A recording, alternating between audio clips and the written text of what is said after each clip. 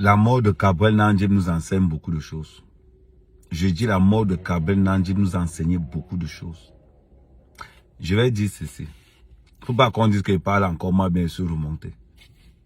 Je dis, le premier geste de secours des Camerounais qu'ils ont appris dans leur pays, c'est de fouiller les cadavres qui sont morts. Le premier geste de secours des Camerounais sur l'axe lourd, c'est de fouiller les cadavres qui sont morts. Ils ont appris ça où? Je ne sais pas. Je ne sais pas où ils ont appris ça. Si tu fais l'accident sur l'axe lourd et qu'il y a un groupe de jeunes là, au lieu de te secourir, on regarde si tu es mort. On te fouille d'abord. On prend le téléphone, on prend l'argent. Si tu as des petits objets, un genre, on récupère.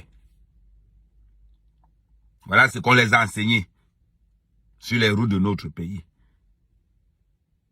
Ils ne savent même pas faire les gestes de premier secours. Les gestes de premier secours des Camerounais, c'est la fouille au corps. La fouille au corps. Demandez.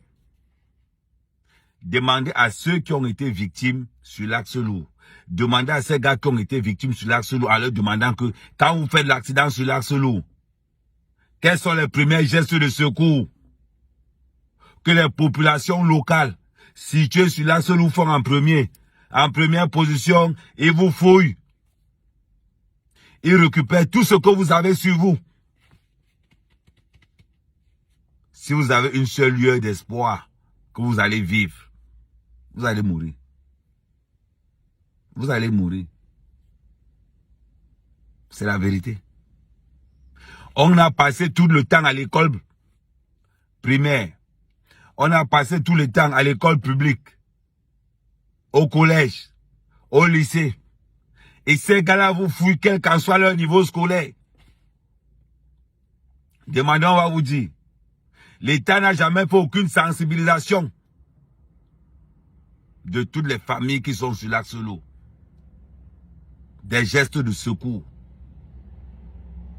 L'État devrait lancer la sensibilisation de toutes les familles qui sont soutiennes sur l'axe lourd. Quand quelqu'un meurt, quels sont les premiers gestes de secours à faire? Ce n'est pas de soutirer les téléphones. Ils doivent le savoir. Les premiers gestes de secours, ce n'est pas de soutirer les téléphones. Les premiers gestes de secours, ce n'est pas de soutirer l'argent. Ce n'est pas de soutirer les objets de valeur. Si tu fais l'accident sur l'axe lourd, que tu meurs et que tu es évanoui, quand tu as été réveillé, ta montre va disparaître. Ta montre va disparaître. Et qu'on va accuser, qu'on va dire que c'est le gouvernement qui a tué Gabriel Nandjib, on va nous dire que oh Ahmed, tu exagères. Oh Ahmed, tu exagères. Donc on a passé le temps à l'école primaire, au collège, au lycée, dans l'enseignement supérieur, pour qu'on vienne nous sortir que quand quelqu'un fait l'accident, la première des choses à faire, c'est la fouille au corps. En ville, alors c'est grave. Je parle seulement de l'acte lourd. En ville, alors les premiers gestes de secours, même la carte d'identité, on te vole. D'abord, aujourd'hui, voler la carte d'identité nationale, c'est devenu comme voler le téléphone au Cameroun. Les deux choses que les gars font, vol d'argent, vol de pièces d'identité. Parce qu'il sait au moins qu'avec sa carte d'identité là, il évite d'abord le contrôle.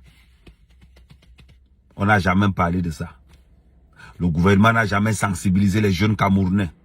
Le gouvernement n'a jamais sensibilisé les jeunes Camerounais à être responsables face à un accident.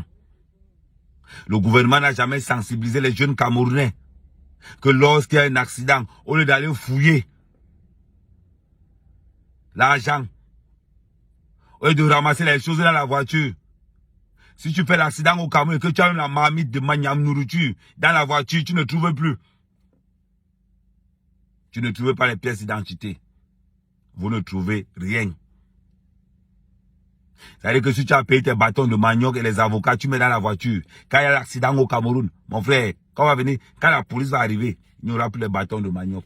Les marmites, il n'y a rien. Quelle éducation nous avons donnée?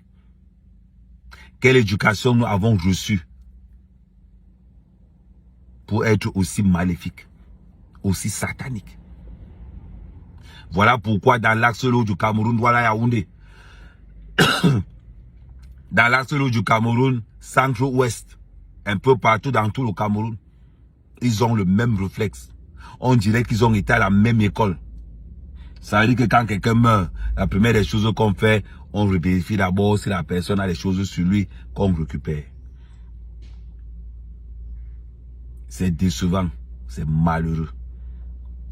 C'est décevant et c'est malheureux que moi, le pays d'Amer Kamer, on ne sait pas que des gestes de premier secours, quand quelqu'un meurt, appelez la police ou appelez la gendarmerie ou appelez ceci, est-ce que quand vous les appelez, ils vont même venir? Quand vous les appelez, est-ce qu'ils vont même venir? C'est la question. Quand Amer Kamer dit que non, c'est au tour des ministres de mourir, je suis sérieux. Je suis sérieux. On a perdu beaucoup d'âmes. On a perdu beaucoup d'âmes dans ces routes-là. On a perdu nos frères. Parce que les gestes de premier secours n'ont pas été là au moment opportun. Vous avez vu quand le ministre fait l'accident à Yaoundé, on déplace l'hélicoptère. Vous avez vu quand l'enfant du ministre fait l'accident. C'est le jour-là que tu t'en rends compte qu'il y a des ambulances au Cameroun. Quand quelqu'un d'important a un problème au Cameroun, c'est le jour où tu t'en rends compte qu'il y a des ambulances au Cameroun. Voilà pourquoi je vous dis, il est temps que ces gens d'en haut là commencent à mourir. Il est temps que ces gens d'en haut là commencent à mourir. Ça a trop duré. Ça a trop duré. Ils nous ont éduqués à nous tuer nous-mêmes. Au point quand tu perds quelque chose sur l'axe, la première des choses qu'on vient te faire, c'est la fouille au corps. Ça a trop duré. Trop, c'est trop.